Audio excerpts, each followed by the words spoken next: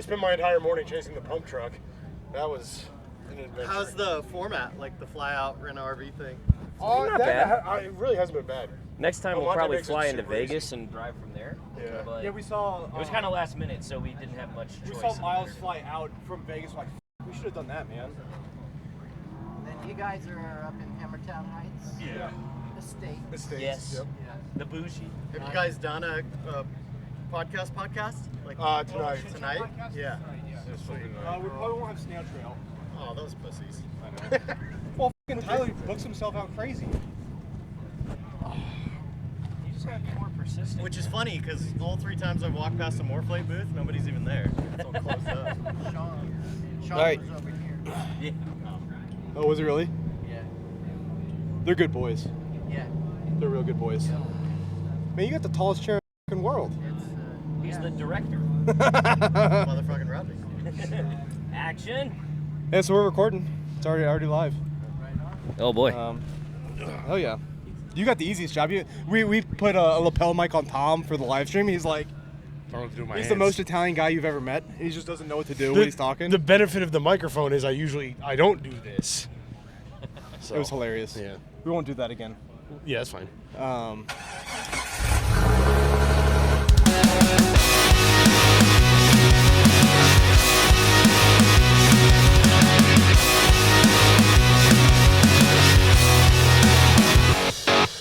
What's up, guys? Welcome back to the Dirt Drive Podcast. We are here in the AA run. What's the racing? Officially the racing team. Smith Off-Road, Team Smith- 178. Team 178. Yeah. The team 178 pit with Kevin and Rodney. Yes. Motherfucking Rodney. You can call me that. I've heard people do. Yeah. I've got a sticker for that. There you go. Why do they call you Motherfucking Rodney? Let's start with that. Well, it happened a few years ago with Kevin's wreck in the desert. So Oh, we were yeah. sourcing parts, and the parts guy at the parts store, I just asked him to measure the hub length and Oh, get no, the you right can't do that. shaft length, and he said, I don't have a tape measure. And I said, well, you sell tape measures, right? Oh, son of a That's bitch. better. Because I used to work at O'Reilly's, right? I used to Yeah. manage them, and I used to be a parts guy for 10 years with them, and so I know what they sell. Yeah. And so when I heard the phone go down on the counter, I heard, motherfuck. What? He's right. So I said, guys, I just got motherfucked, but we're going to get the part. So how long have you been around Kevin and racing? If it's been, because that wreck was what, 2-3 years ago? 2 years ago. Yeah. God, it's been that's been Yeah. a quick 2 years. Would you call that an infamous wreck? Yes, that would Yeah, be that. right. Yeah. Because I called you infamous Kevin Jones. Like, he's not infamous. Depends on the day. Yeah. It depends. Or we ask. Yeah. I've Yeah. probably been around Kevin since you had the tree house. Yep. The car. Yeah. The 518 car. Right. And we used to just kind of wreck. He used to come up and wreck wheel with us, with it, and bring Mallory, his wife, up, and we go Yeah, it's camping. badass. And with the group, with the guys you guys are staying with Wheelin Wine and Whiskey guys. Nice. So that's where I first got introduced to Kevin, and then one year he was going to race the independent car, and he needed some help in the pits if he got there. Yeah. And so I offered my services, and he didn't know what I could do, and so I just showed up and started zip tying, vent lines, and Hell yeah. and so Start small. Yeah. and now we're doing a podcast in Yeah. Team 178. So like you were recklessly useful.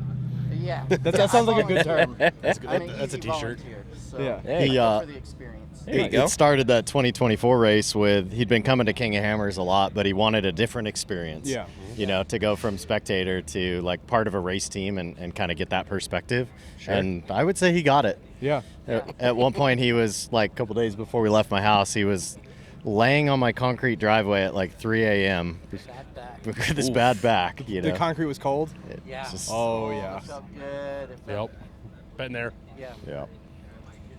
So yeah, he definitely got it that year, and then, working with Aaron, it's just a completely different program. Like Yeah. unlike me, he's got his shit together. So you Couldn't get a tell. different experience. I mean, you get guys that are bored and they end up just putting 2 hose clamps on things because what else are they gonna do? Yeah, we You know? Just in went to the case. Bolt store for hose clamps. Yeah. Nice. Picked up 2 extras, so Yeah. Nice. we're prepared. Secure stuff. The hose clamps are a little more sturdy than zip ties. Yeah. That's I mean, I've never really taken the pit crew approach to thinking about traveling to Hammers, and I'm like, it smells like gear oil. There's all the buckets of oil, and I'm like, never even considered like, I mean, spare fluids, yes, but changing stuff after pre-runs and qualifying and like all the extras. Well, that you're giving us too much credit. That's smudge sauce. So, Oh. so that's just used oil That's for the 6 smudge months pots. for the Yeah. all right. This is when Aaron owns a off-road Yeah. performance shop. Okay. You run into extra oil. I thought this was like a NASCAR pit. I was waiting No. Yeah. for the motorized pit box to come rolling in next. Should have just taken the credit, man. Oh, I know. I can't lie. Yeah, We'll let the sponsors Not know in you good guys have your conscience. shit Yeah. my first time in an Ultra 4 race, I was also pitting.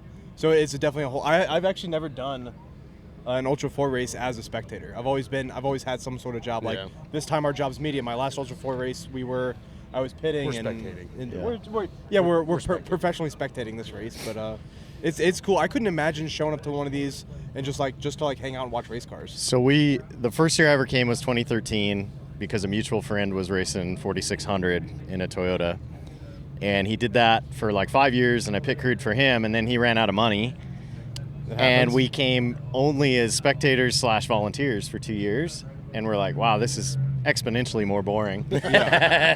So But you probably had a car to get around, so that was probably pretty nice, or a rig to get around the desert. yeah, so then, I just said, well, what if I spend all my money for a couple of years? So I got a race car, and we started over. And once you come here and you're involved in a race, it's really hard to do it a different way. Yeah. Sure. Yeah, like I said, I couldn't imagine just going to spectate. I could imagine being on a race team, Right. and like cranking and doing stuff the whole time. But Yeah. like just being here hanging out, it would be cool-ish, but not nearly the same experience. Right, for sure. So do you like wrong seating versus driving better, or you seem to be wrong seating a lot these days? It turns out it's a lot cheaper. In all aspects, even rec wheeling wrong seating is a lot cheaper. Yeah. You know what's even cheaper? Being a volunteer. Volunteer. Yeah. I don't know. 'cause That sounds kind no, of you're- expensive, though. You got to be technically- here. You're technically a paid volunteer, right? Because you guys are getting fed and Well, watered. Yeah. I think I'm doing the feeding. Okay. Yeah, Rodney's been That's doing. kind of my contribution. Okay. I'll supply some food. Nice. Me too. That's his job. That's pretty cool that you did your fundraising to feed your team. Yeah, Like, that's pretty badass. It worked out. It was really awesome that so many people stepped up and picked up some merch, and basically Aaron's wife bought a bunch of stuff before they came out, and she's like, Mic on that? she's like, oh, I got receipts for you. And then Rodney spent a bunch. So I don't know how we can even square up, settle up, but whatever that net proceed was from that Yeah. Take it out of the T-shirt. winnings. when you Yeah, guys win, just right? kind of right. Take Yeah. it out of the race winnings. How'd you guys qualify? Probably really bad.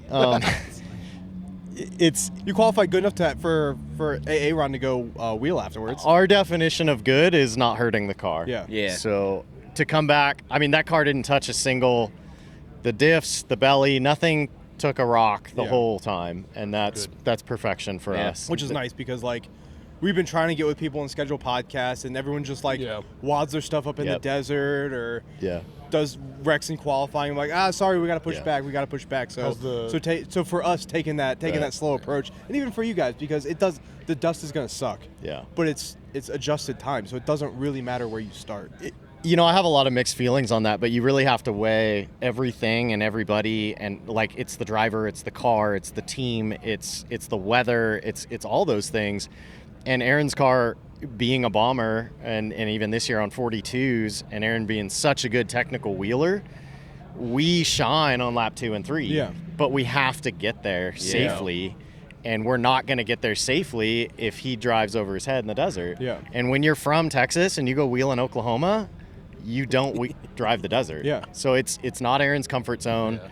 He's not going to go fast. So even if he had a blistering qualifying run, we're just going to have a bunch of pissed off race cars behind us. yeah. And every time a car passes you, it either gets you clean in a wide spot in the desert or it nerfs you. Yeah. Yeah. But when it nerfs you, it can spit you sideways and you Yeah. can roll. If it passes you in the open desert, it can roost you and throw a rock through your radiator. I mean, Yeah. the possibilities to get taken out by another car are endless. Yeah. So the less of those interactions we have on that first lap, Yeah. the better we are for the rest of our day. So Makes are you a better desert driver? Are you more comfortable in the desert?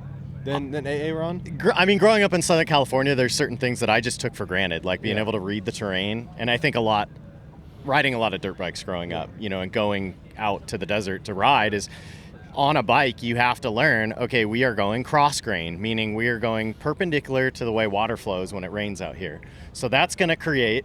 Yeah, you're shaking your head. Yeah, that's nothing I would have ever considered. So when you go cross grain through the desert, the potential for an erosion rut or a G out is much more significant than when you go with the grain, uphill or downhill. Yep. So that just knowing certain things like that, and then reading the color of the terrain, because like sand is a different color than like the harder dirt rock and the red dirt and stuff. Yeah, So we went out to. I went with Eric and Wayne from Hammertown Heights Estates. Okay. Out to Chocolate Thunder this morning, and I saw hard packed sand, and that was a first for me. I've never seen it was like burnt in road on sand, but just from so much driving. Right. And that was new to me. Sure. I've never seen that before. Yeah. So I imagine that handles differently than loose sand. Everything's just different, and with Aaron only getting his only desert experience is when he comes out here once a year, and it's just not enough time for him to get really comfortable with the terrain. And then you add in the components on race day of other cars' dust.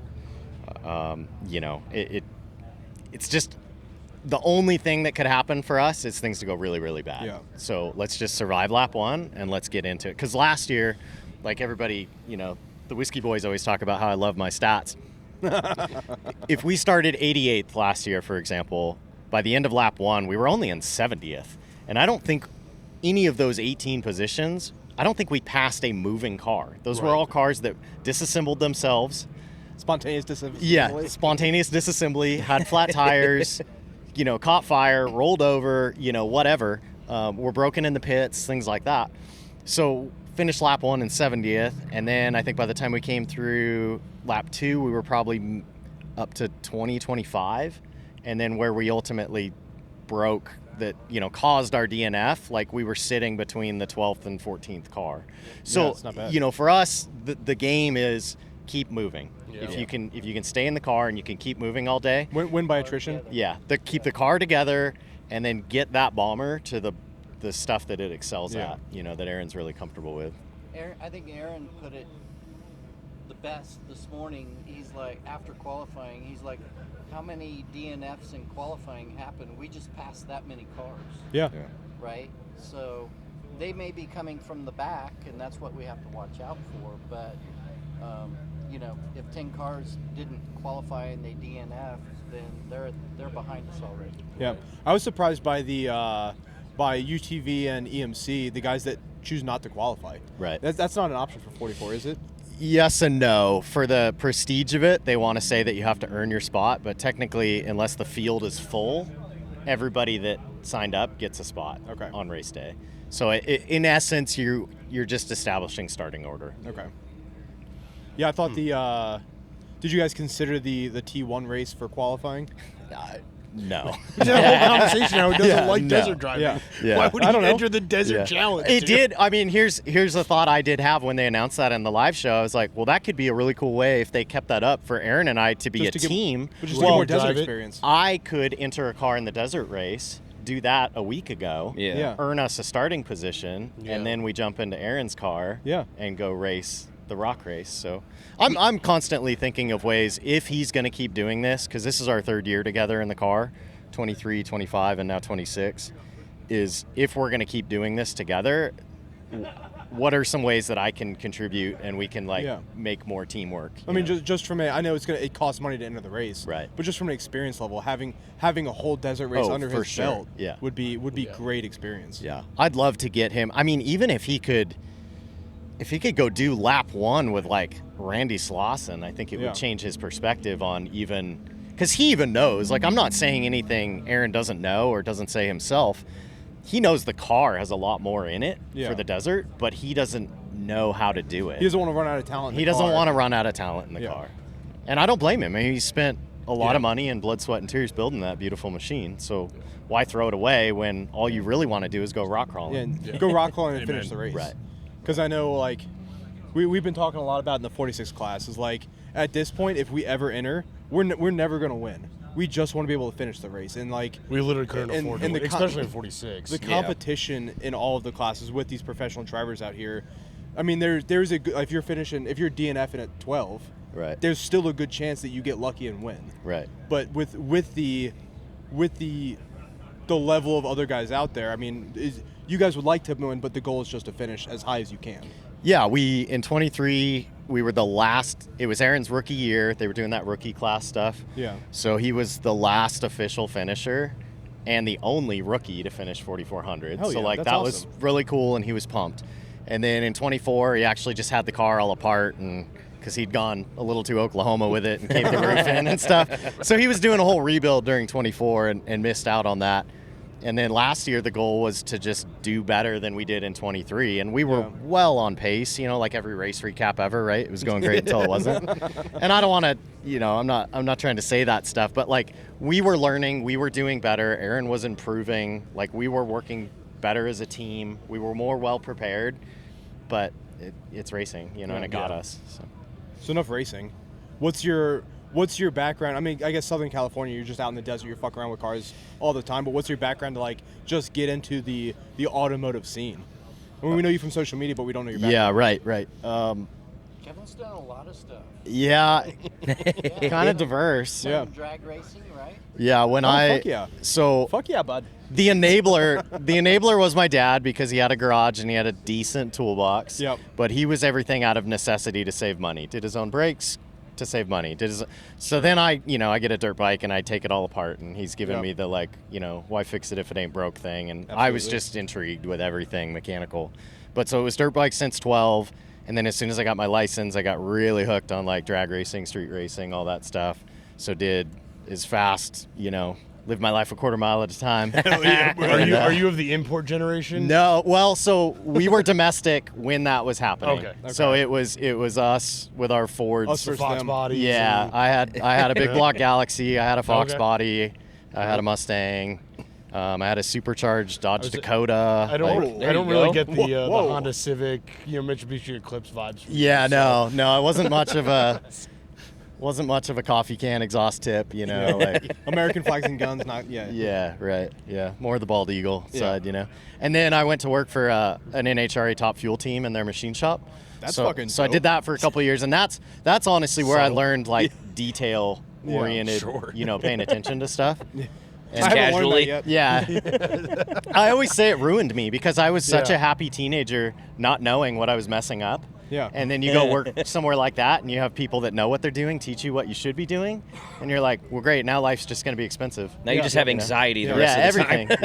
Yeah. I started doing like body work and paint, and now I can't do things without making them look unnecessarily good. Right. And it's like I just need it to work, but I'm also going to make it look good. Right. Yeah, It bothers me. I had to explain that to my wife when she's like, "Why are you taking your Lexus to Tom to get the bumper done?" I'm like, because he gives a fuck about this shit. Like, this is his thing. Bodywork is his thing. It's a hard thing to find these days. Yeah. Try. But yeah, a lot of it just dirt bikes. So motocross, and then all the friends want to go to the desert, so that's where we'd go, ride our bikes, camp, shoot guns, drink beer, just America stuff. So the back to the NHRA stuff. Freedom. Yeah. Were you just in the machine shop? I wasn't on the Or road. you Yeah. weren't So on the road, okay. on the Top Fuel, for those that care, Top Fuel cylinder heads, there were really only two players. It was Brad Anderson Engineering and Alan Johnson Performance Engineering. Okay. So I worked for Alan Johnson, and we built billet cylinder heads for Top Fuel dragsters. So you weren't in the pits rebuilding motors in an hour. No. Okay. More of a production. Yeah. Yeah, we did in the winter, or like preseason, we did production runs, and then during the season, we would do the repairs. So it was kind of fun because you could watch like Kalita or Schumacher or something. You could watch their engine pop off on TV, and then, I'm gonna and go then the fix heads, that. the heads are showing up at the shop on Tuesday. And That's pretty sweet. And the valves, wedged in the combustion chamber. Time to go to sideways work. and stuff. Yeah. So it was fun. You learned a lot, but I never went on the road with the guys. Yeah. I probably should have. Like looking back, like that would have been a Cool experience. cool experience. But Yeah, but then you might not have ended up here. Yeah. Yeah. That's That's be what I driving keep- around the country chasing Top Fuel. Right. Yep. I mean, which would be cool, but like, Yeah.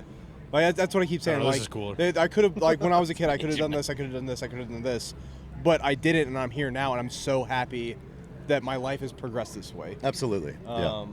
God, I didn't know the Top Fuel stuff. That's badass. Yeah, thanks. It was fun. Yeah, hell yeah. Yeah, so we got to, Kind of bummed you're a Ford guy, but I think I already knew that. Yeah, we got to use the shop after hours, and we got to build our own personal stuff there. And that's cool.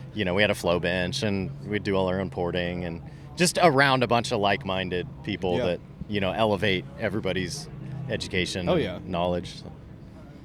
It's good. So how does that? So the dirt bikes just progressed into trucks and. Off-road? Yeah, I never, more horsepower things? I never. A lot of people say with age comes a cage, but I somehow never managed to get hurt bad on a bike. Yeah. Is it working? I'm just double checking. Oh, okay. You get paranoid, huh? I get paranoid, I do especially when too. we're out on battery. I just want to make sure everything's still working. I was literally just about to do the same thing, and then I saw you get up. Because we people don't know these things. Like we're so used to being able to plug into a wall at home that Yeah. we just don't even have to think about it. Like we can go for 3 hours and it doesn't matter. So this battery pack is also brand new, and a gravity battery hooks us up. Yeah. Because we can't travel without lithium-ion batteries, so I'm just making sure it works all the time. Awesome. But my bad. So I didn't mean to get No. up you. Yeah, I never got hurt on a bike, but I just started to think well, maybe four-wheel drive, more passengers, family, maybe a race car. Maybe it's just a transition. Yeah. Instead of hitting the dirt with your body, maybe that would be a cool thing. But Hit it with a door. my wife used to complain about I always bought new dirt bike tires every 2 weekends or something, and how expensive that was. Could you then I got a race car. yeah. Whoops. Can you Yeah, please go whoops. back to dirt bikes? Could you successfully mount a dirt bike tire?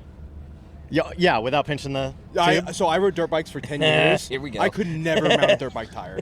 I always end up blowing a tube. Yeah, it's Why a does that thing. not surprise you? Yeah, that's It's a thing. It's not easy.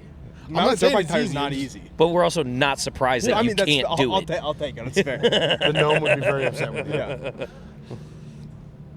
Oh man. But yeah, I mean, the transition from open air to a body or a cage always makes sense. I've got a family friend that raced two-wheel drive ATVs on dirt track for forever, and he ended up catching traction, going sideways, flew off, broke a femur, collarbone, and some ribs, and now he's in an Ultra 4 UTV. Right.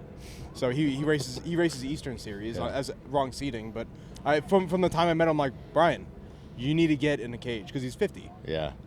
Yeah, I mean, the dudes that invited me out to King of the Hammers, I came in 2013, but they invited me for several years before that because it was still that kind of underground pirate 4x4, and they were into that. And they were like, oh, we do this rock crawling thing in the desert. You should come, just because they knew I liked motors and gears and off-roading and stuff. But in my head, I was just picturing 22R engines on propane going 0.5 miles an hour. And until you consume some of the content or you get here, you don't understand. And that first year we showed up in the dark. I just traveled with them, showed up in the dark, went to bed, and I woke up to this audible sound of 500 horsepower. Yeah. It's big every camshaft, Every morning at it's 6 o'clock. intoxicating. 13, and I'm like, this is rock crawling? What is happening out here? And Speed rock crawling. Yeah. So, I mean, as soon as I saw what Ultra 4 actually was, I was like, oh, yeah, okay, I could do this. Yeah. I think even if you consume the content, it's completely different once you get here. For sure. Having followed the race since 2015 for myself and never being here, and it's TV and video never does the obstacles justice. Right. But the speed too, it looks fast on TV and it's even faster here. That's why, there goes the Peterbilt. Just rolled by. Oh, the big guy that went wrecker. up Big wrecker. back door, Yeah. or whatever it I'm was. just amazed at, in my perspective, is all these cars are hand built. Yeah. Somebody's spending a year or two, developing a chassis, cutting, bending, putting it, testing it, and putting it together and bringing it to the lake bed and seeing what fatigue, what works and what doesn't work. And if you show someone who doesn't really understand Ultra 4, they just see a car. Yeah. Like, oh, I could probably go buy that from some shop Yep. somewhere, right? But it's not the case. No. Well, and even the ones you can buy, they're all individually different. Yeah. Not most bombers aren't identical. Right. It's I'm sure Aaron's car isn't identical to Randy's car. No, yeah, You Aaron's. can buy a trail bomber. Yeah. You can buy a race bomber. Yeah. Yep. So Well, Yeah. back to the you don't know what it is until you're out here. I think that's where the daily vlog comes in so handy because our people at home, our friends and family at home, they get to kind of experience through our eyes, even though they're not here. Right. They get to see what we're seeing, and I think that's important to. I mean, we're out here spreading the message of why public land is so important. That's important to spread the message of Ultra 4 and of public lands, and like just kind of show everyone what's going on. Right. Yeah, Aaron was just telling me this morning that, you know, because he's got, I mean, a big Wheelin community, Texas, Oklahoma, all those guys, but a lot of people don't make the venture halfway across the country, you know, to get here. So they only know what they see on, you know, the mass live feed stuff. Yep. And that's not Instagram's not looking good right now. No, not very good for the trying to sport. bleed it out. Yeah. But he was telling me how like a lot of people are texting him and messaging him about the vlog that I've been doing and how helpful it's been to like paint a better picture of,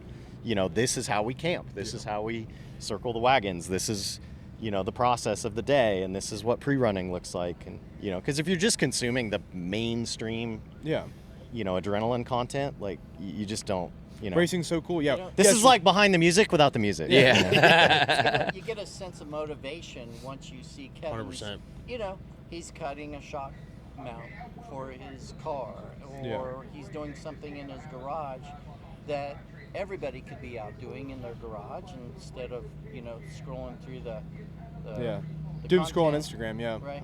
So just get out and do it. Yeah, it is kind of cool. I'm sure you get the messages. You just get your buddies texting you. Hey man, it's so cool that you're doing this. I really appreciate it. Right. I've never seen it from this perspective. Right. And that like, it's just cool to bring it to you and show it in a different light. Yep. Yeah. Well, that was like when Kevin had his independent car. He was struggling to get that, you know, and everybody's watching the story of this car developing. Oh, we were. For 2 months. Yeah. And we're getting down to the end, and I've already volunteered to be on his pit, and I'm like, dude, you need people there. Every time we saw something, we'd be like, come on, and then towards the end, we're like, it's like we're getting our hearts broken watching stuff happen, and we're like, it's not even our car. Yeah. But we just feel so bad. We've never met this guy in real life. Right? Yeah. And so, you know, then I reach out to him. Hey, dude, I can move my vacation around. I can be down there, and we'll just stay there till we get this car. Roll around the block on its own power. Yeah. Yep. Yeah. A lot of good people showed up. Yeah. It's pretty cool. I mean, that's the single best part of, because you can obviously use the internet and reach for negative things, but I mean, the community that all of this has developed is incredible. I mean, in 4 days, I feel like we've half had of more like invites to the Rubicon and Tahoe. Right. And, you know, oh, you guys want to come wheel California? You just let me know anytime. And I'm like, you have any idea how hard it is to get trail rigs out here? Yeah, unfortunately, from the East Coast. Unfortunately, we're camping with Californians. We need to be like in the middle. We need to camp with middle of the country people next. I'm like, why don't you That's guys come east first, and then we'll talk about us coming west. We're here now. It's your turn to come east. So speaking of moving in that country, do you guys does Aaron race one race? Is he just so in KOH? What I often say, the reason we finished KOH 23 was because he raced the 22 series. Okay. Like middle or central or whatever they were. I don't even remember what they were doing. I think that was the year like there was some MAO stuff and whatnot. But all of those, you know, he probably did 4 regional races in 22. Yeah. And just the racecraft you learn to doing that, and the prep and like the fatigue and what parts break, like that's the only reason it went good. Because if he'd have just showed up to Hammers the first time for his very first Ultra 4 race, like it wouldn't have gone well. Yeah. And that's what I mean, I would say that back for me too, was I did a regional in California in October, and we finished, but like only by the grace of God. Like everything went wrong, but like the car just kept moving, so we just kept driving. And then I went to the Reno Nationals, and the car catastrophically came apart. And those two things gave me like, okay, here's what success can look like, and here's what failure definitely does look like. Now let's go home, let's take the car apart, and let's use all this newfound knowledge to assemble the car the right way. And then we showed up and got it done. So I just feel bad for the people that come here for it's the very first thing they've ever tried. Glad you said that, because that was kind of our plan. No, we talked about racing the regional races first. Yeah. Anything. And I mean, it could realistically, we be, wouldn't. dude, it could be the tough truck thing at the county fair. Like, just somehow get out there and beat on the thing. I mean, we're lucky. We have 2 regional races within a day's drive for us. So it's like, there's no reason for us to not do exactly what you just said. But And other than money. Crandon's a day and a half. Crandon's like 12 hours. Yeah. So, and Crandon's the next biggest race from KOH. Right. So, Yeah. Okay, so what's the 4600 rig going to be? Cherokee. You already own it? Yep. XJ? ZJ? XJ. Okay. Yeah. Yeah, it's a 98 Cherokee. It's already got because most of the Cherokees that I've seen have all the cab fab front end parts because they're tough as shit. It's axles and a roll cage. Yeah, it's away, axles, a roll basically. cage, and a fuel an pump. armor. It needs it's a maintenance. and an engine rebuild and a transmission rebuild. It needs everything. Yeah.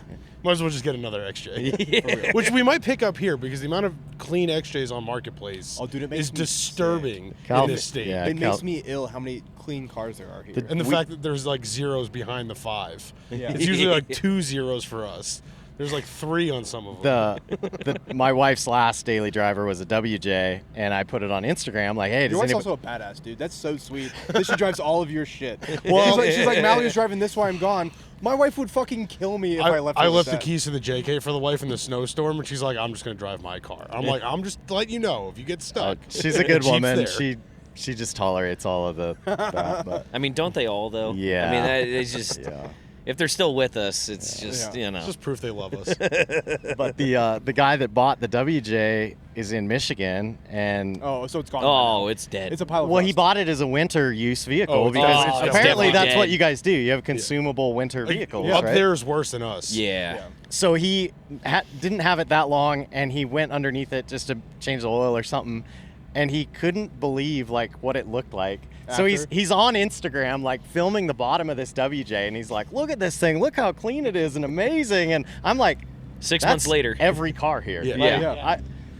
Well, we were at a wheel partner picking up a set of wheels to display, which we should have brought with us. This has been a good podcast. Yeah, right? right. that would have been hard to carry wheel down partner? here. We're not even going to advertise for them? Rocktrix wheels. Yeah, Rocktrix wheels. We got the hats. All right. I mean, I feel like we should talk about. I always get the car wrong. What was the car, Tom? Which car? The part out. The one that was in the part out. Oh, it was a Nissan 300ZX. Okay. Yeah, it was a running driving Nissan 300. It was a parts car for their warehouse manager, but the parts car was pristine. Wow. It was Yeah. pristine. And it ran. And it ran. like It drove. And we're sitting there like, wait. That's like a what do you mean it $10,000 runs? car at home. Sure. That's a rebuild car at home, Yeah. not a parts car at home. It made me sick. I'm like, we pulled through the parking lot, we couldn't find it at first. We're like, oh fuck, dude, that thing is so sweet. Someone's gonna do an awesome job with it. Oh no, it's just a parts car. Fuck, I almost threw up in my mouth.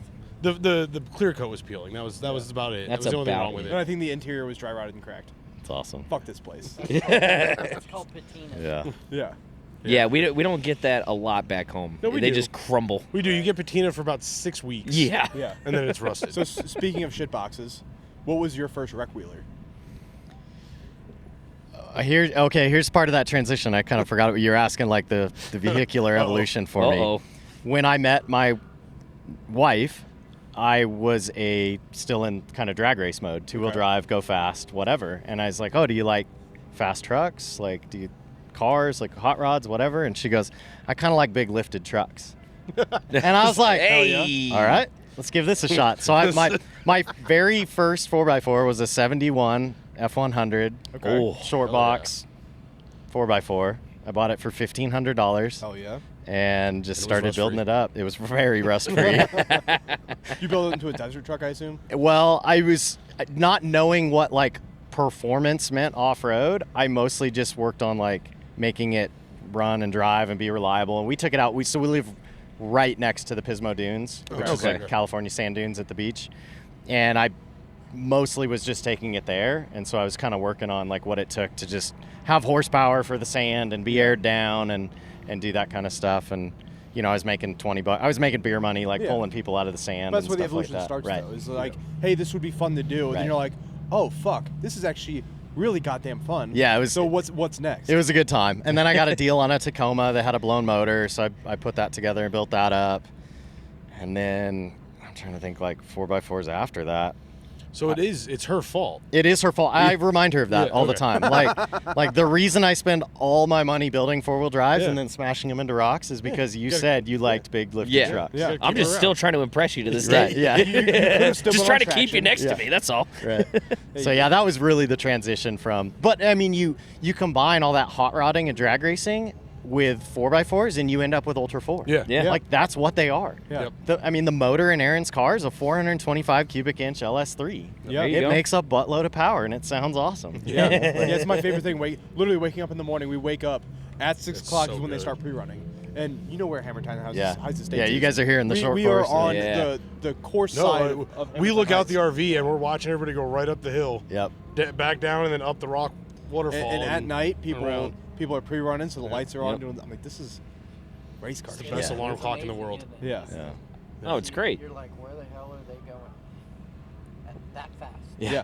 Well, That fast. I rolled over That this fast morning. I and was over like, are there rocks. that many people pre-running at 6 a.m.? And Tim's like, no, it's like 3 cars. I'm like, what are they, bumper to bumper? Yeah. Like, it's just Yes. been a steady stream of wide open V8s. And I'm not upset it's about it, but like I think it's back, early.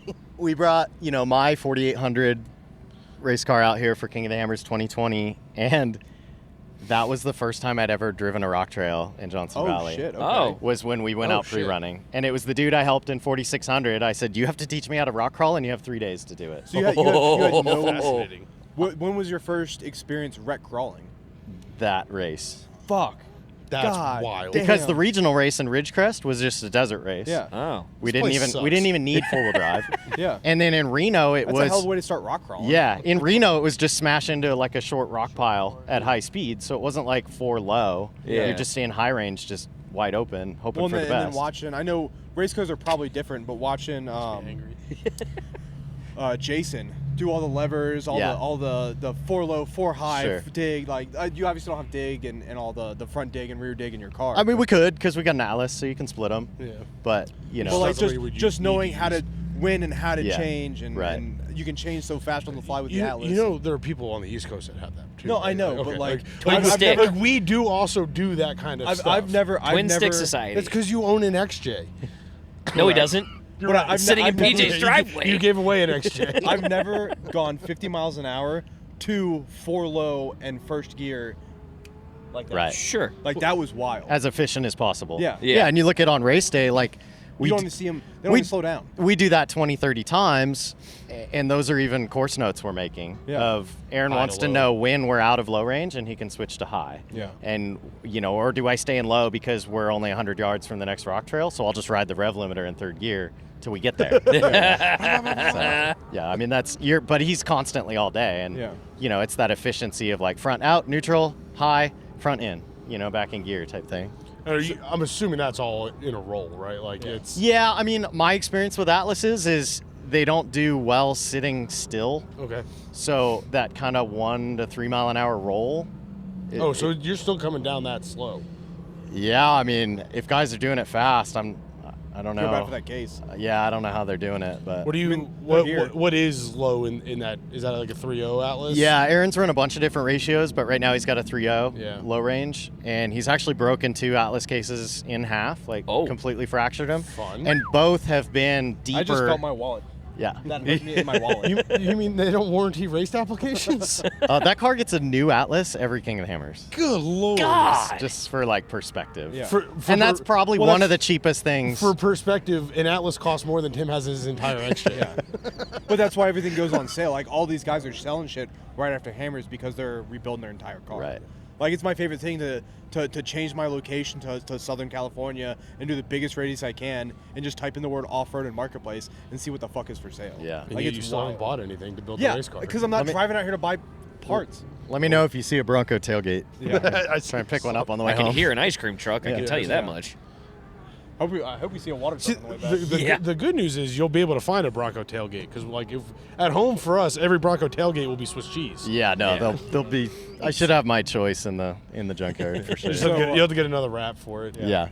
So your experience co-dogging was also you're just doing it. Yeah, I drove in 20 and 21, and then in 22, I didn't have a car, so I navigated in a UTV, Pro Mod UTV with Scott Lesage, and so that's like a 35-inch tire class, and that was a really fun experience because I'd also like never really been in a UTV at that point, but Whoa. Sorry. Scott's also Scott's kind of San Diego, like definitely Southern California off-road guy. Worked at Fox Shocks forever. So, I mean, he's very, very desert centric. Yeah. And he's very meticulous like Aaron. So that was the first navigational one I did, and I was like, well, he's the guy that builds his own car. He's very savvy in the desert. I feel safe because I thought I'd honestly have control issues putting my life in somebody else's hands.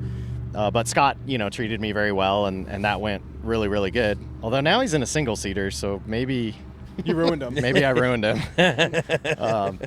And then 23, Aaron hit me up and said, hey, he actually was considering trying 22, but the car was going to be like 11th hour.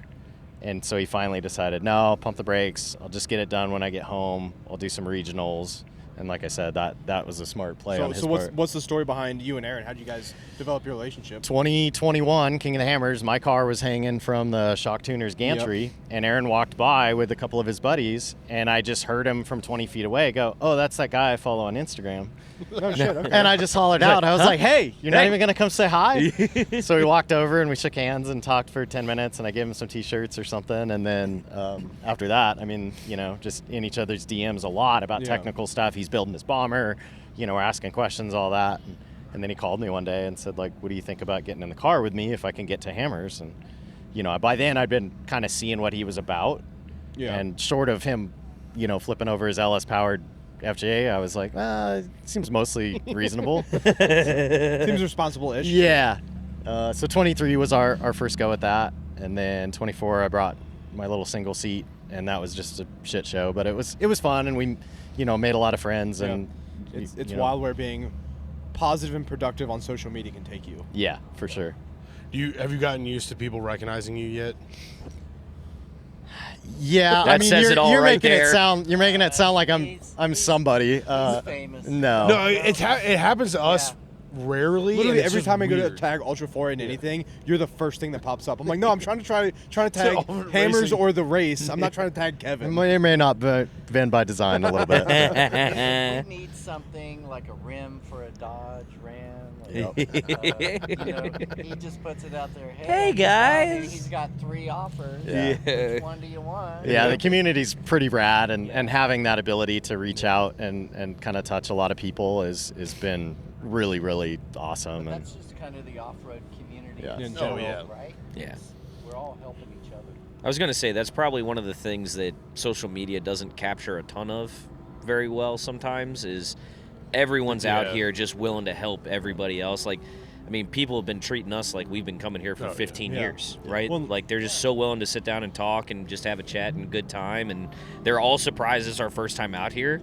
And they're just like, well, come back out and we're going to run all these trails. I was like, PJ's with us, but he's currently rock crawling right now. Because you guys are like, hey, we're going out. You want to go? And PJ's like, well, you're having Kevin on. You only have 4 mics, so I'm going to leave. Bye, PJ. Bag and it was Awesome. gone. Yeah. Awesome. But yeah, the community is really cool. So, like, you got Aaron has an LS buggy. Right. If you need an injector, if you don't have one in the pits, you can walk to anybody else out here, and they'll be like, hey, I need an injector. Right. Oh, shit, here you go, man. Because they're going to walk over and need a U-joint, and Right. you got a spare U-joint. Yeah. I mean, somebody already came over and claimed Aaron's spare orbital, so... as soon as he gave it away, he's like, shoot, that was our spare. So he jumped on and like 2 days shipped another one, because he's like, that guy needed it today, but I would just like to have one by race day. Yeah. So there's a lot of that happens. And That's another wild thing to me is we had a buddy lock up a caliper on a UTV. whatever CF CF Moto. Moto, yeah. CF Moto I think UTV. actually it's the Yeah. 4-seater version. Just of like that. Yeah. He locked up a caliper on a CF Moto UTV, and he had it shipped out here next day. Wow. And I'm like, how the hell do you do that in the middle of the desert? Starlink. Yeah. I mean, he's at a house. He's not. He does. But have- I mean, he's we've not on still the got lake bed. Wheeler. So the dude that organizes the King of the Moto race, Justin Lineweber, Yeah. he and his wife own Wheeler's Ship and Shop or whatever, which is like the address you put in if you need something delivered, and it's just down the asphalt. Wild. So like that's where Aaron's orbital is showing So up everyone's too. having their UPS guy hates them right Oh now. yeah. Yeah. Yeah. They probably a bad week to work for UPS FedEx. probably ups their staffing for 2 weeks. For this. I think everyone ups their staffing for 2 weeks. Yeah. Apparently Starlink does. Learned Yeah. that last night. Oh really? Yeah. Yeah. Apparently Starlink knows this event exists and they reposition satellites. Yep. I'm sure. I mean, it was 3 years ago that it was the first time everybody was going to have one, and everybody was really curious how it went. And it went. Yeah, It went so good that next, it's everybody just keeps bringing them. It's wild because, Yeah. just walking through Hammertown, my phone keeps connecting to random Starlinks, Yeah. and I'm Well, like, and we, Aaron's got one on the car this year. He's got a Mini, and that's why I've been messing around with like Instagram Live. Because like I saw it up at camp. That was sweet. Yeah, you could do, you could buy a bunch of expensive equipment. You can try to connect to the Ultra 4 feed. You can do all this. It's like, or I could just go live on my social media. Like, I saw the POV from the passenger seat, and I was like, let's go. It's funny because they were at the starting line for qualifying, and the rollover happened. Yep. Lim had his Starlink in his backpack, and we were all live at the starting line watching him, and we texted, and other people texted, hey, there's a rollover, and I'm like, shut the car off, boys. Yeah. It's going to be a minute. Yeah. Yeah, like the DJI stuff is wild. We got our Pocket 3, but if you have just the action, you can also mount that in the car. You can connect that directly to your Starlink, and you can stream live from your DJI. Oh. I found that out when I didn't know that until I bought this. I can stream live from my Pocket 3. It's the same thing with the action cams. Through what app? It goes straight to YouTube. Okay. You post straight to YouTube. If you have internet connection, you can post straight to YouTube. They're like Wi-Fi enabled cameras. Yeah. Okay. They're pretty wild. I had no idea. Yeah. Stop giving Kevin ideas. I know. I'm honestly I can see it in his eyes. He's just like, He's like, there's going to be more cameras than lights in the car. He's like, where can I get a DJI action I told camera next 2 Aaron. I told days? Aaron at some point I'm a little concerned of all the extra electrical load we're putting on the car. Like, now it's running a Starlink that's got Starlinks like are heavy power. and it's got a step-up converter, right? Because they don't love being at 12 volts. So Aaron's got like a 12 to 24 on it, which pulls a bunch of amps. And then it's like we both have our phones plugged in full time.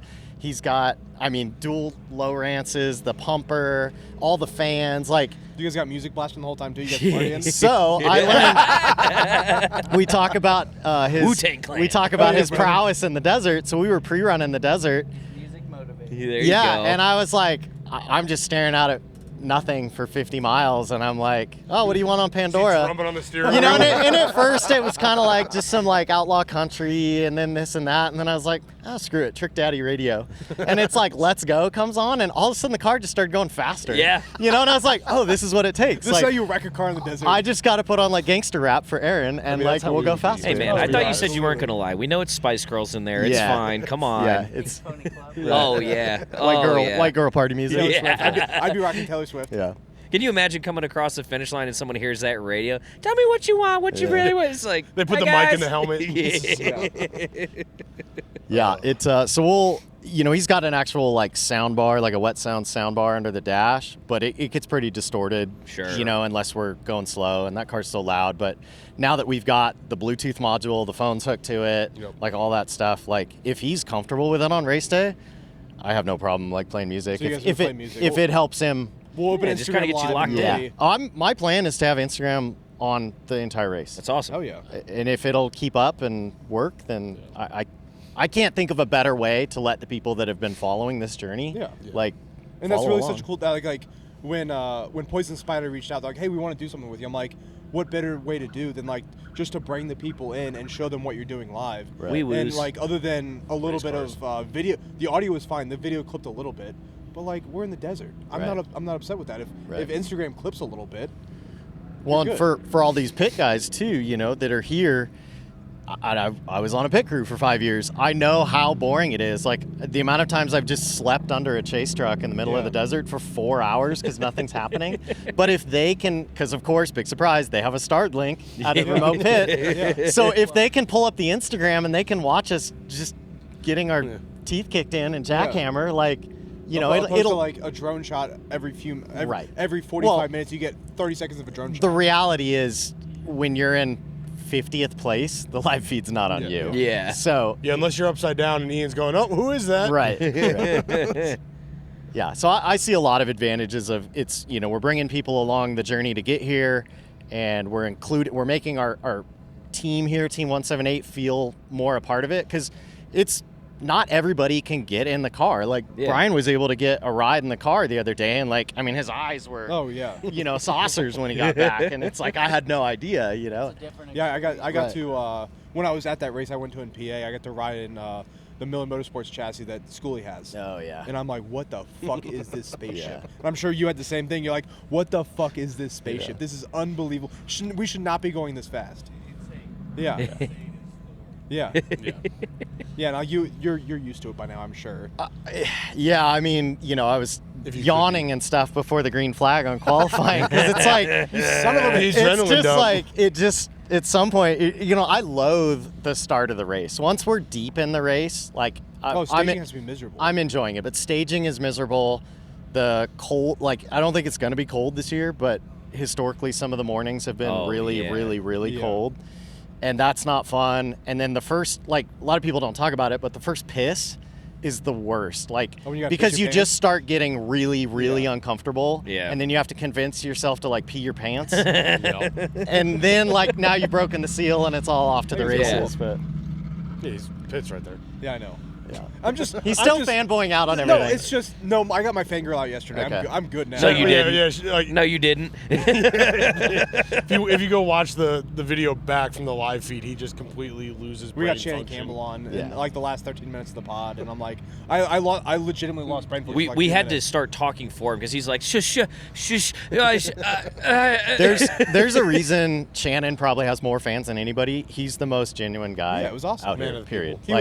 He just rolled over and rolled under the Poison Spider Jeep. Yeah. And, Yeah, "Hey, Shannon, you Joey got a called him minute?" over. She walked over. It still blows my mind that I mean, I'm not trying to sound all casual and cavalier, oh yeah, just riding a race car all the time. To think back that I came out here in 2013, I didn't know any, but now I could just walk up to a Randy Slauson or Shannon and say hi, and that's crazy. That's still just crazy. They make it so even, easy. Yeah. Even if they don't know who you are, you introduce yourself and your credentials. Like, oh fuck, all right, this guy's not just some Yahoo off the street. Yeah. And then they'll entertain you or talk to you forever. Right. Yeah, he And just that's sat really down cool. in the chair. Joey called him over. He's like, "Hey man, you want to join?" He's like, "Okay." He just sat right down. She's like, "Oh crap." He's done a couple interviews today. Yeah. So how does the fire department stuff fall into all this? Because I was dumbfounded when we learned that. Yeah, I don't know how schedules are and stuff for you guys, but we do 3 shifts or platoons or whatever they're called, and I work a lot of overtime to fund this very expensive hobby that I have. And so I have to not only back down to my base schedule, but then I also have to get all those shifts covered. Yeah. Because I'm out here for 12 days or something Yeah. like that. So months ahead of time, I'm like, we can do shift trades. Yep. So I'm like, hey, can I bank a trade? Can I work for you and you and you? And then you cash it in on these days. So I think to be out here, I'm on a handful of trades and then a couple of pre-scheduled vacation requests. You guys have Kelly weeks and stuff, or are you the 24 on Yeah, it's 56 24 hour? on and off, and then after a few of those, you get a couple off and that type Yeah. of thing. We're looking at going to a 48-hour shift, but Okay. the county's, the auditor controller, HR side of it is having a hard time You're figuring trying to it out. explain a 48-hour shift to a civilian. They're like, oh. Yeah. What? Yeah. Which You're I at don't work care for because 2 days. I'll go to work for 5-7 days, whatever. Yeah. Anyway, it's really just, it's honestly How big's the Get a credit break card from the bill? house. you get a break from. I go pretty hard at home. Yeah. I mean, between husband, You don't kids, say. cars, I go pretty hard at home. So to maybe go to work and get a couple square meals and a good workout, and Yeah. There you you go. know, and maybe a nap. It's not so bad. And you don't just hear, "Dad." Yeah. Yeah. Right. So how did you end up in the fire department? Was that part of your motorsports evolution? or- I am second generation. So my dad Okay. he's retired, and then both my older brothers are, and then now even my oldest brother's kid is and stuff. So Just kinda Irish funny how welfare. that can Yeah. There you go. Yeah. Yeah, that's how I That's ended up. universal. It really was. I was working at that Top Fuel machine shop, and I was doing, 5 days a week, and then we'd do 50-hour weeks for overtime during race season rush repairs. And I was like, well, it's cool and all. I have a job, and I love doing this stuff, but I don't have the time off to go do anything. And by the time you get home, you're just trashed. So kind of look at my dad's a surf bum, but I was like, well, dad's always at the beach and surfing, and seems to have a little bit more time for family. That's the way I always look at my fire department friends. Is I've been in the fire service for Why are you looking at him? 13 or 14 years. Been actively volunteering and got all my certifications. I'm like, I would really like to do it, but it's also the comfort of life that's straying me away from it. But I think hearing your story and the people around me that are doing it professionally, there's also a lot of comfort in life of being home for 3 days straight. Right. And like knowing you have a 24-hour shift this day, then you're home for 3 days straight again. And I don't know how it is for you guys, economically, but in California, It's different here. a professional firefighter, like that's a good middle class job. Yeah. Like you can, buy a house and raise a family and things like that. But Yeah, you're not going to get rich and you're not going to be poor unless you decide to go racing. But so when people, and I always thought, I was like, oh, we do fine. And then you come out here and you're like, oh, we're peasants. Yeah. Like we are peasants. So when people walk up to me and they say like, hey, I want to get involved in racing. Like, what should I do? And I always say, start a business that can afford to go racing. Like So spend not a shop. spend 5 or 10 years building a business that makes so much money and scales and has employees that you can come out here and do this. Yeah. Because even for Aaron runs an off-road shop, but he's a shop of one. Yeah. So for him to be here means nobody's at the shop making the money. Oh, Oh, shit. hey. So it's like quadruply expensive, Yeah, I run our shop, and he runs my front desk, and my lead tech is out in a buggy in the desert. Yeah, so you're screwed. So it's like we have the salty old guy, and the young junior tech are the only two at the shop, and they're both calling me for the same thing but different reasons. Right. And I'm like, I don't have service. Figure it out. Must be power hour. Hey Tim, which helicopter is that? It is absolutely power. My phone's in my pocket. I can tell you. Is that the Russians? Are you guys It's not the supposed to be there? You need No. Nah. No, we've You're way missed- more I mean, important. we'll get there eventually. You want to know what? Do you want to know what helicopter is? I'll No, tell Tim, you. it was a joke. Your flavor's showing. It's the Russians. Yeah, it's the Russians. Listen, Tim, a helicopter flew over our camp earlier, and he pulls up. He goes, I "That's a Russian helicopter." I'm honestly like, "No, Tim, it's the Optima Batteries helicopter." What are you talking I think it was about? on the other side of the mountain. Yeah, Because this is not usually wrong. He's like, my app says it's a privately owned Russian helicopter, and he and shows us I'm a picture. reading We're like, Optima that batteries. is neither of the helicopters over our camp right now. So I live next to Mount Weather, which is a continuation of government facility. FEMA. It's a FEMA Yeah. site. It's a FEMA site, but it's a continuation of government facility. It's an underground base that DC retreats to Okay. when DC gets bombed. I don't think you're supposed to talk about that. Whatever. We've talked about worse. He said worse things on this podcast. Oh, yeah. But I always have like Black Hawks and Ospreys and all this shit flying over, and I'm like, and the military, they fly low. Oh, yeah. So I like to pull up my app and know how low they're flying. Gotcha. So the craziest thing. So I've you're seen- not just dirt nerds. Oh, You're yeah. like air nerds. I- No, we're just nerds. We, Nerd. we all Okay. joke. Each one of us has a different flavor of nerd. Of nerd. Yeah. So actually, I was Most people call that We just all autistic, happen to but- like Yeah, the yeah, dirt. yeah, that's also us. But yeah, definitely air nerds because like I just started a new job. It's you. If I You wasn't are going an to start a nerd. new job, I was actually planning on going to flight school. Okay. And becoming a professional aviator. Be sick. But that didn't. And then he happen realized how because, many hours it was, and he's like, oof. Well, I finally got an opportunity to leave the job that I didn't like. have to Yeah. do work. Start a new one. I have to do work, so I'm just going to get another job that I don't like. I actually like this job. All right. I do like this one. But yeah, we're I would say we're just enthusiasts. We are dirt nerds. Like we all bond over the off-road stuff. Yeah. But individually, we all have our own nerd stuff. Like Trevor's a gaming nerd. I just have autism, so I like everything. Gaming and food. That's Yeah. my big thing. I'm the guy who cooks. And Tom doesn't have time for anything else except for the shop. No, I'm a car nerd. Like Yeah. I was a car guy long before I was an off-road guy. I just kind of the same thing. And it's a lot cheaper to come out in the woods or the desert than it is to pay for track time. And I was Yeah. going to say, if you're a peasant and you're racing, I don't know what that makes us. Well, we're yeah. pedestrian. We're just the poors. We're pedestrian. I mean, I drove like, We're literally pedestrian.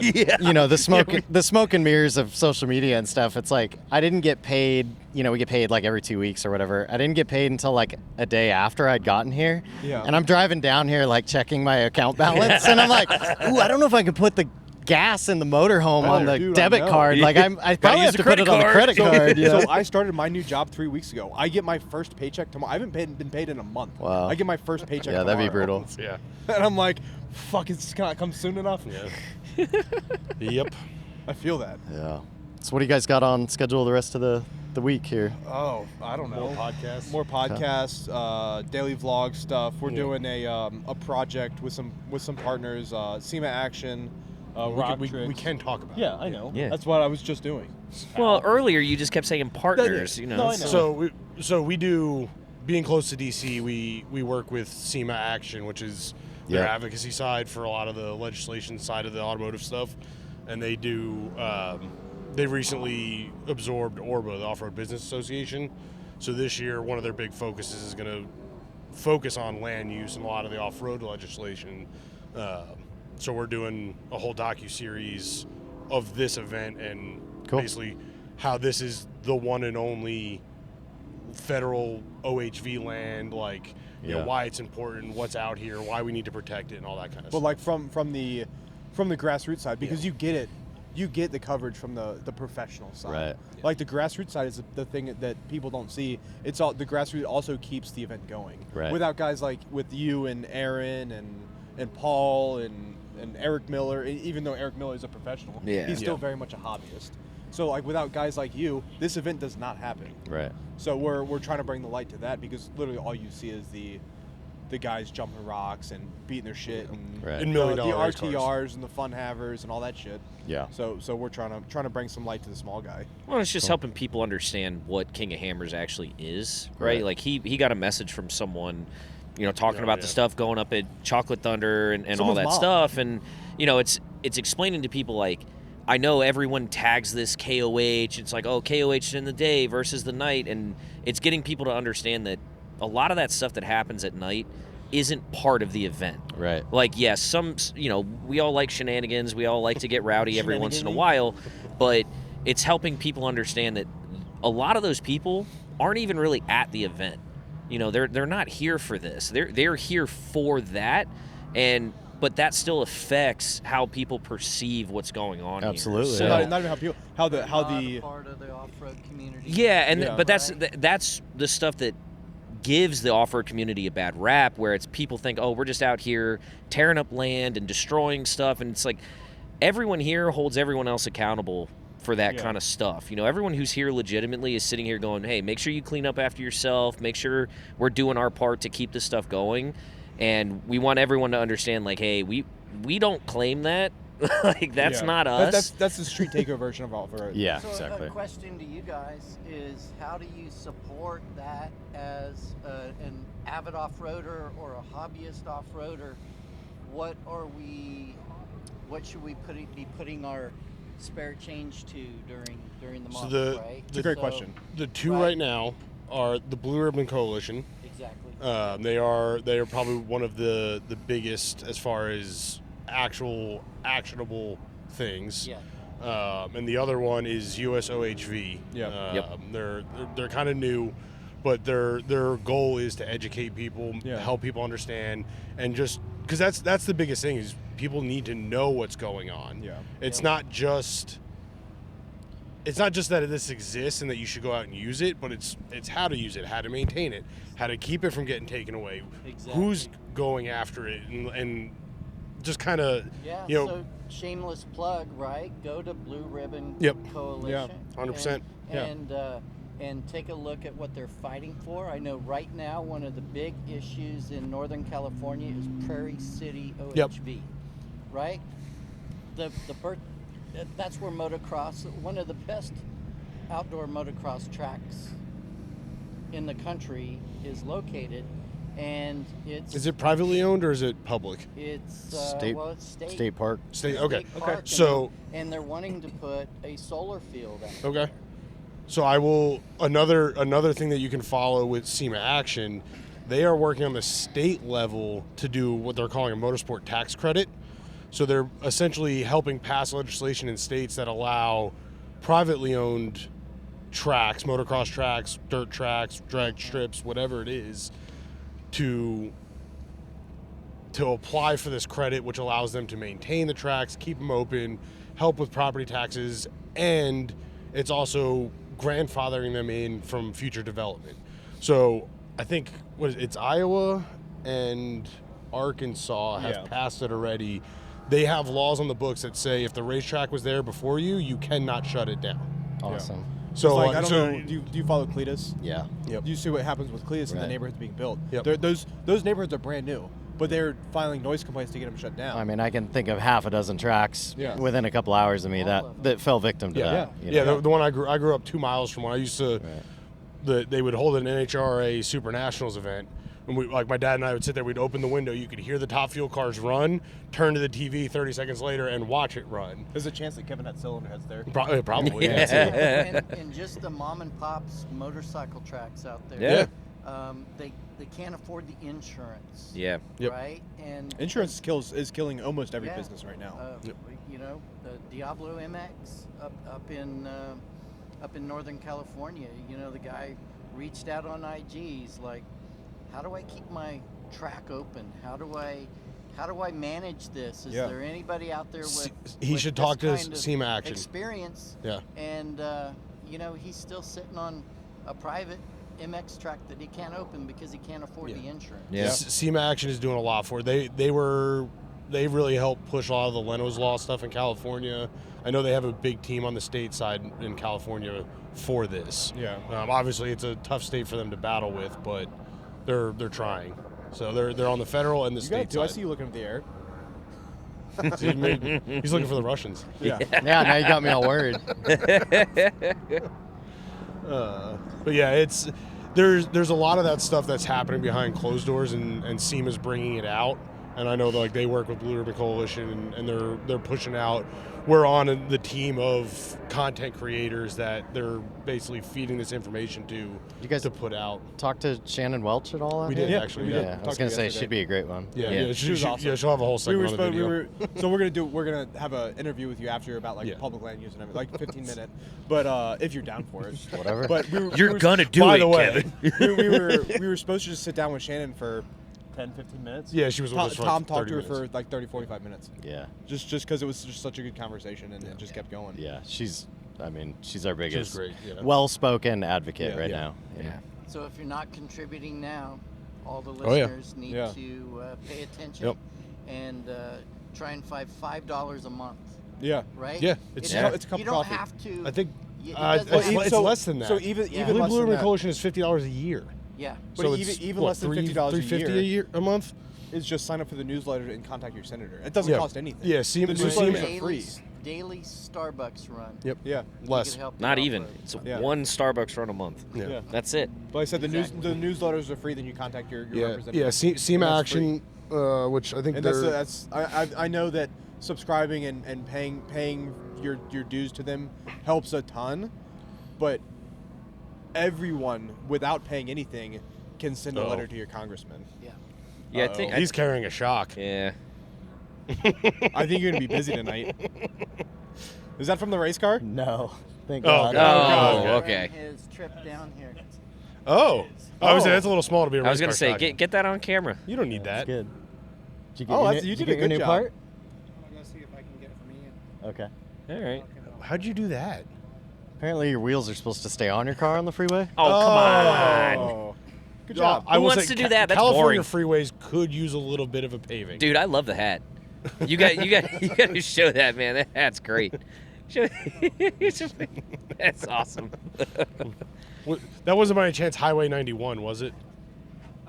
Near Edwards Air Force Base? I have no idea. Oh, 91? No. 91's Coming- near- Say we're Like from LA, Virginia, yeah. man. We have no idea. Yeah, You know your Riverside. hammers when you got a freaking reservoir shock in your backpack? Yeah. What's amazing is Lee has the rear photo, Rear-facing camera Rear-facing footage of it camera happening. footage. It happened at night, so he's just all laying. the sparks going Can we borrow everywhere. that? Yeah. Yeah. We'll clip that So, in. so you were looking like a bagged caddy coming down the road throwing sparks. I'm guessing a lifted F-150? 4K week. Yeah, There you exactly. go. There you Good, go. keep it that way, pal. Life 360, you can see where he walked across the other lanes to pick up his Oh, tire. Nice. no. At least you were able to get your tire back. Oh no. Yeah. And you didn't set off your Life's 360 because you get hit by a car. That's also good. We were coming up, I guess across 91 from like Chino through Riverside coming out here, and I thought the duals were coming off the RV. Oh, it sounded like a deep I kept changing lanes. I'm like, I'm pretty sure we're about to lose it. I'm like, we're in traffic, so I'm trying to get over so I can look to see Yeah. if the wheels are still on the damn thing. And then the noise finally stopped, and I was like, oh, well, it granted- was the road. Shout out El Monte RV. Those things are fucking garbage. Oh, yeah. Yeah. That's not their fault. They didn't build the RV. Yeah. They maintained In it, fact, though, or they didn't maintain Ford it. they built the don't, truck. yeah. Listen, it got us here, Yeah, as and if, it will as if probably they're not get you crappy home. enough when you own one, let alone a rental version. Yeah. Right? Yeah. Yeah, Tom was entertaining us. He's like, hey, look at this property in Yucca Valley. Oh, It's, yeah. It's like $39,000 for 5 acres. 3, yeah. I mean, he's like, we could buy an RV and keep it there. I'm like, yeah, it'd last 3 months and that RV would fall apart. Oh no, it would. All the wire would be stripped out of it by the local tweakers. First week. I said put a building up and put the RV in the building. It'd still be With a stripped. really Yeah. tall It'd still be They'd stripped. strip everything. Is that why the property's only 30 grand? The hills have Yeah. eyes out here. Yeah, it's- we have that back home too. It's Yeah. just way creepier. yeah. Yeah, it's like Do you guys have banjos out here? No, I think that's your thing. Yeah. it's like that's Appalachia, definitely- you can see him coming. Yeah. Yeah. You can't see him coming in Appalachia. Oh It's- man. Oh Yeah. boy. And you get the free range doggos. We gotta get you. You guys gonna come out to nationals this year in Kentucky? I mean, I don't think Aaron's like the way he's got it set up now to where he spends all that money, like I mentioned, like a new Atlas and all that. He makes the car perfect for this, and then just trail wheels it and beats the crap out of it all year. You guys So he stretches his dollars. But I mean, he and I have feelings about racing regionals that it's not really worth it because the amount of seat time you get and the money you spend and the damage you do to the car. Like I think you guys should. A lot of cool things are happening in Kentucky, and I think you guys should try and come out for nationals in Kentucky. Yeah. Because the next weekend after, you've seen our 24 hours of Appalachia Yeah, stuff. right. The next weekend after is 24 hours of Appalachia, so you can trailer Bluey out and beat Bluey in the That'd be woods sick, of Kentucky yeah. too. So. Yeah. doesn't do I see Eric Miller do that too? He's Does one he of do my that favorite, one? yeah. Yeah, there's okay. like 3 of them. Yeah. Yeah. It'd be fun to like get a bunch more Ultra 4 guys out there, like, Yeah. because we've competed in them, but gotten to a point where I'm real sick of rebuilding differentials every 6 months. Yeah. So I just 6 months. You're right. It was like every 3 months last year. But Yeah. that's beside the point. So I've started doing like recovery and just kind of helping volunteer for them, and like sitting at the checkpoint back in October. Eric's like the guys on motorcycles. We're about an hour and 10. The guys that are running the motorcycles are coming, each lap 2-3 hours ahead of a full size, but it's like motorcycle, Eric Miller, side by side, motorcycles for the next 4 hours, side by sides for 2 hours, and then the rest of the full size guys. Wow. You were talking about pissing yourself. Yeah. Right. He wears a condom catheter and Yeah. has a 60-gallon fuel tank and a JK. Yeah. It's fucking wild. He takes it serious. Oh yeah. Yeah. Well, and the best part was But it's talking. it's a charity event. yeah. And the best part was talking to some people. They'd be like, "I think I can keep up with them." We're like, "No, you can't." Yeah. You could drive. You could No, you probably can't. drive as fast as Eric, but you're gonna have to stop for fuel. Yeah. Stop for fuel. They're like, well, how does he not stop for fuel? I'm like, he Because he's a literally fills the professional. entire thing with fuel. He took the backseat of his JK and put a 60-gallon fuel tank in it. Sick. Yeah.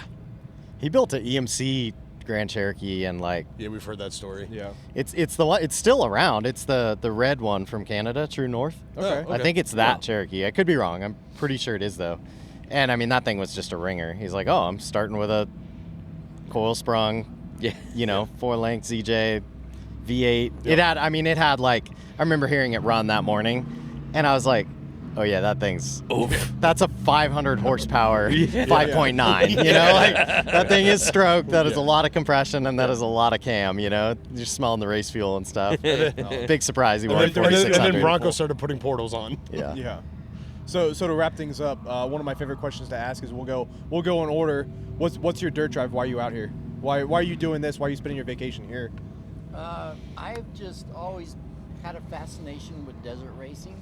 As a small kid, watching Ivan Ironman Stewart and just being fascinated with Baja and always wanting to do it. And I'm a transplant from Kansas, so we had no desert around us. We were just watching on TV or where we could pick up a magazine and get the information.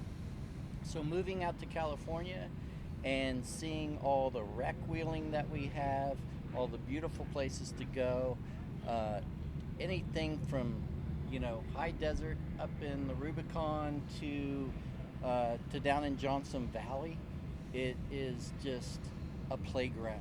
Yeah. California is a playground. It kills me that it's California, but it's awesome too. Yeah, I will not move away from it. I've been here Can't blame you. for 20 years and absolutely love it. Yeah. So, yeah, what keeps me is I grew up racing motocross, just always been a car guy, and meeting the people associated with it, it's kind of what I love about it. Yeah. Kevin, what's your dirt drive? I like really hard things. So does Tim. Yeah. Hey, yo, Joe Byron, buy me dinner first. This, This is a softball. Yeah, it was. Competing and finishing King of the Hammers is probably one of the hardest things I've ever done, and it just keeps drawing me in, and Yeah. it could, even aside from the race, like building a vehicle that's going to work and survive the Rubicon or whatever, like that's a hard thing to do. And so I don't like doing easy stuff. Yeah. I don't do well at sitting around and sitting on the beach. And, if I'm not working hard or challenging myself, my brain, my body, then I'm bored. Oh, yeah. Absolutely. Yeah. Well, where can we find you guys at? So social media, anywhere, Social media, Hammertown? Instagram, Zero Molar Okay. is mine. Yeah, and I'm all over the place, and some of it's easy, some of it's not. Instagram is the easiest one, Ultra 4 Jones, the number 4. And then my YouTube is called Chasing 518. I was trying something a little different. I should probably change it to Ultra 4 Jones It's already established. just to not confuse people. Yeah. But yeah, Chasing 518 because my race car number is 518. Yeah. So that was just a way for people to like kind of chase the dream with me. Oh, Yeah. But yeah, I've been pretty active on both of them for a bit. You're good at it. Thanks. Yeah. You're definitely good I don't at know it. about That's one thing that we're trying Hey, to man, get you better drew at. us in, so. Yeah. Yeah, that's one thing that we're definitely trying to get better at is being active on social media, because like if you're trying to do anything, unfortunately you have to be there. Right. So, well, cool. I appreciate you guys taking time out of your busy race week to sit down and hang out with us. Even though it's not my event, I've got no ties with King of the Hammers. I appreciate you guys being here, because like to the community, without guys like you, this race doesn't exist. Awesome. Nobody's here without This guys race is like pretty you. boring if it's just rich guys in It's- $1 races. this race doesn't happen with rich guys in $1 million race cars. No, I think it does. I just think it's 10 guys instead Yeah, of it's- 150. Yeah. Well, we appreciate you guys too, like helping, draw attention to it for all the good reasons, the land use, the grassroots, Especially the land use. the community stuff. Well, the land use is important because you guys know where we come from. There's no public Yeah. land. Right. Yeah. It costs $75 a day to wheel. People shit on California a lot for Oh, and a lot of reasons we're that going to continue to show California. that I agree with. But we have a lot of public land. Yeah. And I would make an argument that goes to show you how important it is. important it is and how incredible it is that like there's reasons to shit on the state, and you just said it. You're never gonna move, because you have this. Yeah. Doesn't matter how bad it is, you have this. The most liberal state in the country has the most conservative land policies. right. It's wild. Yeah. But hell yeah, I appreciate you guys. Different podcast. Awesome. Yeah, Yeah. different podcast for a different time. I appreciate you guys. You Yeah. guys know where to follow us. Everywhere social at the Dirt Drive, DirtNerds Motors, and DirtNerds Offroad. Thank you guys, and we will see you next week. Yep. Fuck yeah, man. Awesome. You guys are professionals, man. Andy,